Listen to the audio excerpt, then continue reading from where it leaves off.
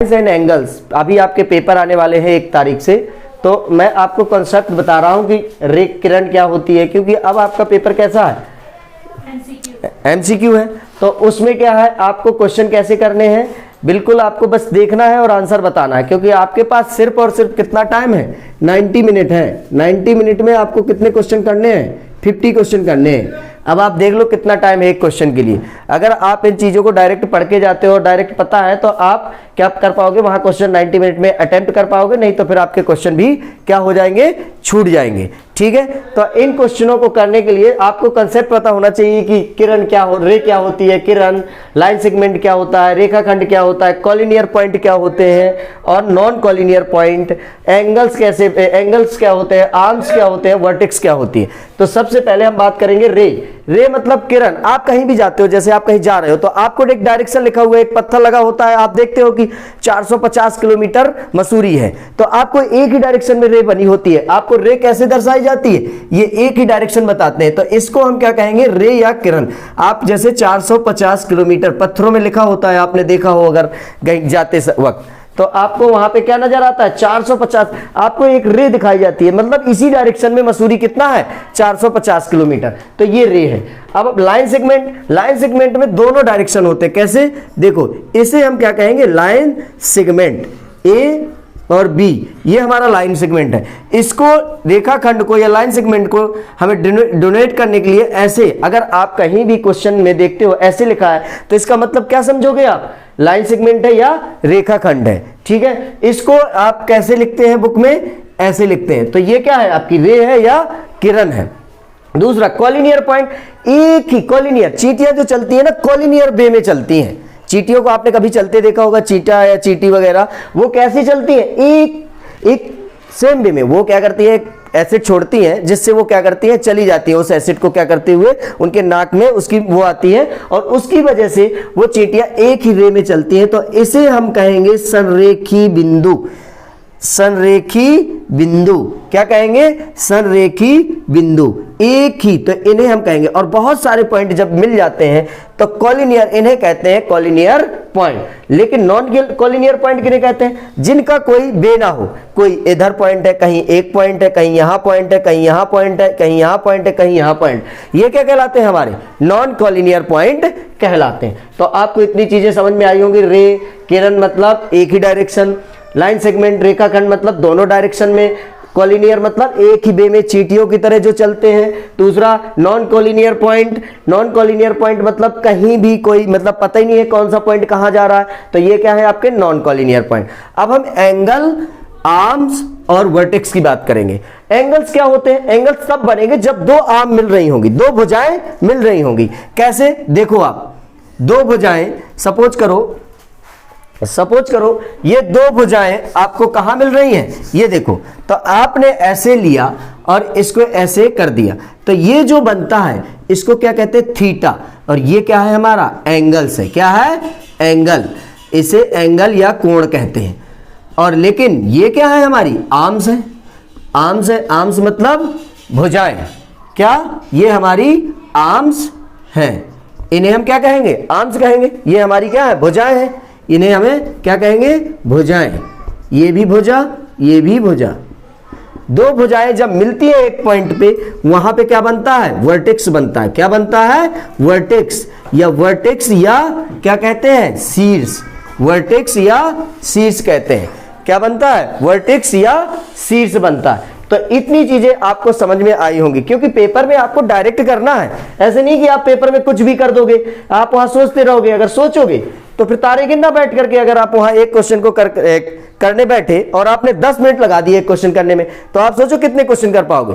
तो आपको पता होना चाहिए, ठीक है। इसके बाद क्या है आपका, अब आपको पढ़ना है एंगल्स क्या होते हैं। तो सबसे पहले आपको पढ़ना एक्यूट एंगल क्या होता है। एक्यूट एंगल, कौन सा एंगल, एक्यूट एंगल, यानी न्यून कोण। क्या कहते हैं, न्यून कोण।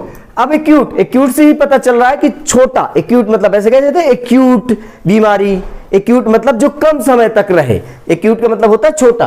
तो जो 90 डिग्री से छोटा होता है, जो 90 डिग्री से छोटा होता है उसे हम क्या कहते हैं, एक्यूट एंगल या न्यून कोण। तो हम इसे बनाते हैं, देखो न्यून कोण को कैसे, जो 90 डिग्री से छोटा हो, कैसा हो, x मान लिया इसे हमने, क्या मान लिया इसको, x। और एक्यूट एंगल को लिखने का, एक्यूट या न्यून कोण, एक्यूट एंगल को हम लिखेंगे कैसे, एक्यूट एंगल, ये बेटा रे है, ये देखो एक ही डायरेक्शन, यहां पे क्या है, ये वर्टेक्स है, शीर्ष है, ठीक है, ये क्या है, एंगल है, अभी अभी हमने बात की है। एक्यूट एंगल क्या होता है बेटा, 0 डिग्री से बड़ा और 90 डिग्री से छोटा, ये कंडीशन। अरे भैया पेपर में वो एक्यूट दे देगा और आपको 3 ऐसी कंडीशन बना देगा, ऐसे करेगा कि 0 डिग्री से बड़ा और 90 डिग्री से छोटा, ऐसे एक ऑप्शन दे देगा, एक ऑप्शन ऐसा भी दे देगा 0 डिग्री से बड़ा। अब आप, अगर आपको पता है कि एक्यूट एंगल क्या होता है तो आप ऑप्शन सही कर पाओगे, अन्यथा आपका क्वेश्चन गलत हो जाएगा, ठीक है। इसलिए एक एक चीज, क्योंकि मल्टीपल चॉइस में यही पूछता है, मल्टीपल चॉइस की यही खासियत है, मल्टीपल चॉइस की आपकी यही खासियत है। अब दूसरा क्या है, एक्यूट के बाद क्या आएगा आपका, राइट एंगल, दूसरा वाला, ये पहला है, दूसरा है राइट एंगल। राइट एंगल मतलब 90 डिग्री, राइट एंगल मतलब 90 डिग्री। अब राइट एंगल का मतलब है 90 डिग्री। अब 90 डिग्री देखो ये बना आपका, ये 90 डिग्री है, तो इसे हम कहेंगे, इसको दर्शा लेते हैं y से। किससे बेटा, y से। अगर 90 आप लिखोगी नहीं ना तो इस साइन को देख करके एग्जामिनर समझ जाता है कि इसका मतलब क्या होता है, 90 डिग्री, ठीक है। तो y इक्वल टू कितना होना चाहिए, 90 डिग्री, ना 90 से बड़ा और ना 90 से छोटा। अगर 90 से 1 डिग्री भी ज्यादा हो गया तो वो किस में आ जाएगा, ऑब्ट्यूज में आ जाएगा। किस में आ जाएगा, ऑब्ट्यूज में। अगर 89 डिग्री हो गया तो किस में आ जाएगा, एक्यूट एंगल। तो राइट एंगल कितना होता है, 90 डिग्री। थर्ड क्या है आपका, ऑब्ट्यूज है। क्या है, ऑब्ट्यूज। राइट एंगल को कहते हैं समकोण, सॉरी आपको हिंदी में बताना भूल गया मैं, इसको कहते हैं समकोण, ऑब्ट्यूज, OBTUSE, ऑब्ट्यूज एंगल। क्या, ऑब्ट्यूज एंगल। ऑब्ट्यूज मतलब हिंदी में से कहेंगे अधिक कोण। क्या कहेंगे, अधिक कोण। अब आप देखो अधिक कोण, अधिक कोण कैसे बनाएंगे, 90 से एबव, 90 से एबव कितना, 90 से एबव होना चाहिए, 90 से बड़ा होना चाहिए। आप समझ रहे हैं, 90 से बड़ा होना चाहिए। अगर 90 से आपको बड़ा करना है ऑब्ट्यूज, तो इसका क्या होगा, आप ऐसे देखो, ऐसे बनाएंगे, ये है, ये क्या है, ऑब्ट्यूज है, 90 से तो बड़ा है। 90 अगर आप खींचते हो तो ऐसे ऐसे ऐसे कुछ आएगा, तो 90 से आपको बड़ा दिख रहा है। तो ये 90, इसे Z नाम दे दो। क्या नाम दे दो इसे, Z। और ये 90 से बड़ा, 90 डिग्री से बड़ा और 180 से छोटा। याद रखना, ऑब्ट्यूज या अधिक कोण 180 डिग्री से छोटा, 90 से बड़ा। अब इसमें ऑप्शन कहीं भी कुछ भी ऐसे क्वेश्चन पूछेगा एग्जामिनर, बहुत इजी क्वेश्चन पूछेगा। अगर हमें यही कंडीशन नहीं पता होंगी तो वहां पे हम फिर कंफ्यूज होते रहेंगे। एक ऑप्शन इसके लिए पता है, गलत ऑप्शन कैसे देगा, 90 greater than Z equal to 180। अब आप सोचते रहो, अगर आपने पढ़ के गए हो तो आप वहां पे क्या कर सकते हो, क्वेश्चन को कर सकते हो, अन्यथा आप उस क्वेश्चन को अटेम्प्ट नहीं कर पाओगे। फिर आप अपने हिसाब से देख लीजिए। अब अगला है, फोर्थ क्वेश्चन है आपके लिए स्ट्रेट एंगल। क्या, स्ट्रेट एंगल। स्ट्रेट एंगल क्या है, स्ट्रेट एंगल। अब स्ट्रेट एंगल कैसा होता है भाइयों, ये है आपका, अब सीधी लाइन 180 डिग्री जो बने ना, बिल्कुल करेक्ट कितना बने, 180 डिग्री, इसे हम क्या कहते हैं, straight angle. S equal to 180। तो इसका जो आप डिनोट करोगे स्ट्रेट एंगल को, स्ट्रेट एंगल मतलब, स्ट्रेट एंगल ऋजु कोण, इसे क्या कहते हैं, ऋजु कोण कहते हैं। ऋजु कोण, स्ट्रेट एंगल को क्या कहते हैं, ऋजु कोण। और straight angle S equal to 180 degree, मतलब ये स्ट्रेट एंगल हो गया। अब आएगा आपका रिफ्लेक्स एंगल। अगला क्या है, रिफ्लेक्स एंगल। रिफ्लेक्स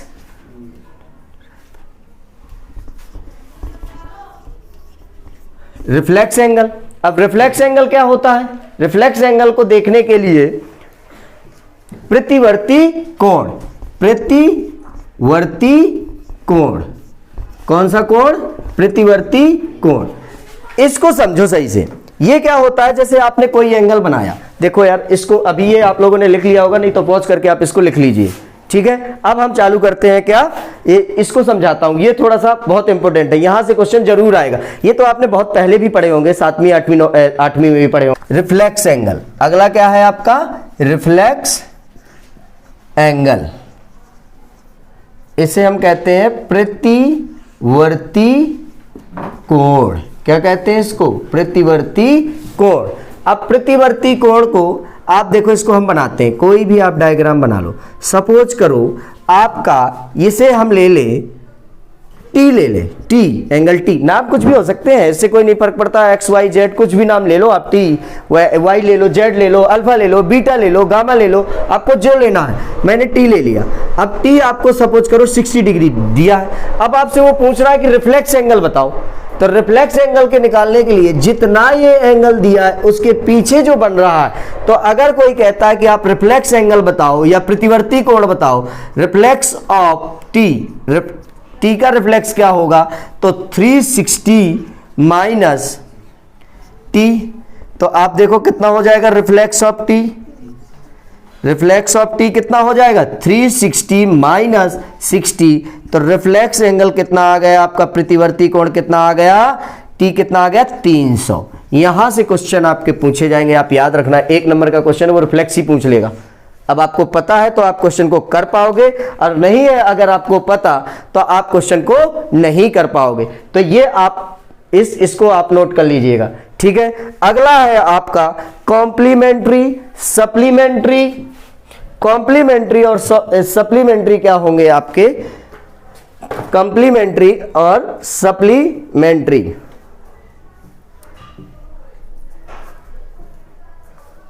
हाँ, अगला है कॉम्प्लीमेंट्री।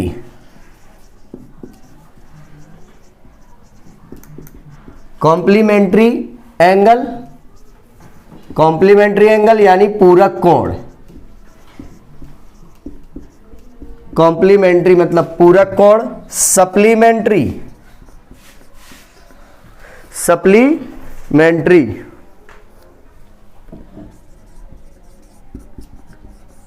सप्लीमेंट्री एंगल मतलब संपूरक कोण, संपूरक कोण।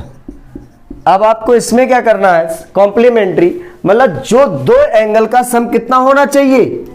90 डिग्री होना चाहिए। कितना होना चाहिए? 90 डिग्री। अगर दो एंगल का सम कितना है? 90 डिग्री। और यहां पे कितना होना चाहिए? अल्फा प्लस बीटा 180 डिग्री होना चाहिए। इसे हम कहते हैं क्या? वो सप्लीमेंट्री, और उसे कहते हैं कॉम्प्लीमेंट्री। हम थोड़ा डायग्राम से समझते हैं। सपोज करो ये एक राइट एंगल ट्राइंगल है। सपोज करो मैंने यहां ऐसे ले लिया, एक और एंगल बना दिया, इसे मैंने x माना, इसे मैंने y माना। तो x और y का सम कितना आना चाहिए? 90। आपने सपोज करो x की वैल्यू कितनी है? 30 डिग्री। तो आप यहां से अगर आपको y की वैल्यू कैलकुलेट करनी है तो x की पता है कितनी है आपकी? 30 प्लस y इक्वल टू 90। तो y इक्वल टू कितना हो जाएगा? 90 माइनस 30। तो y equal to angle y equal to कितना आएगा आपका? 60 डिग्री। तो ये है आपका कॉम्प्लीमेंट्री का कंसेप्ट। अब सप्लीमेंट्री क्या होता है? इन दोनों कोणों का सम या दो एंगल का सम कितना होता है? 180। आप इसको देखो 180। आप यहां से कहीं से एक एंगल डाल दो, ये है, आप सपोज करो ये 120 है, ये आपका अल्फा 120 है, और बीटा आपसे कोई कह रहा है निकाल के बताओ क्या है, तो आप आसानी से निकाल दोगे क्योंकि आप जानते हो कि सप्लीमेंट्री का क्या है? अल्फा प्लस बीटा कितना आता है? 180। तो अल्फा की वैल्यू कितनी है? 120। बीटा की कितनी है आपकी? ये निकालना है। तो बीटा इक्वल टू कितना आ जाएगा? 180 माइनस 120। तो बीटा इक्वल टू कितना? 60 डिग्री। ये आपके कॉम्प्लीमेंट्री और सप्लीमेंट्री के कंसेप्ट है। अब आप इसको लिख लो, 1 मिनट पॉज द वीडियो, और इसको लिखने के बाद अब देखो आगे क्या है? अगला लीनियर पेयर, वर्टिकली और लीनियर पेयर। अगला क्या है, वर्टिकली और लीनियर पेयर। आप इसको देखो, इन सब चीजों को अगर आता है तो आप वहां पे कोई भी कंसेप्ट लगा सकते हो क्वेश्चन को करने में, और बहुत ही इजी क्वेश्चन होंगे भाई। ये डालना बंद कर दो थोड़ा आप।